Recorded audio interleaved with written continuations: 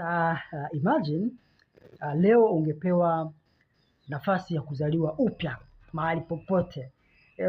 Ungechagua kuzaliwa sehemu gani?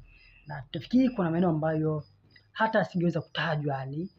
Kuna maeneo upendo tu ambayo kila mmoja angesema natamani kama leo ningezaliwa nikiwa mahali fulani, ningezaliwa na baba fulani, ningezaliwa na baba fulani, sio rangi fulani na nini, kwa sababu ya namna ambavyo tunaona rangi zetu, hali zetu za maisha, nini, familia yetu na vitu vya namna hiyo. Lakini kitu kimoja ambacho unatakiwa kushukuru leo ni kwamba una uwezo wa kujitambua. Umebahatika kuzaliwa mahali ulipo, unajitambua kwa maana bado upo hai, bado unapumua.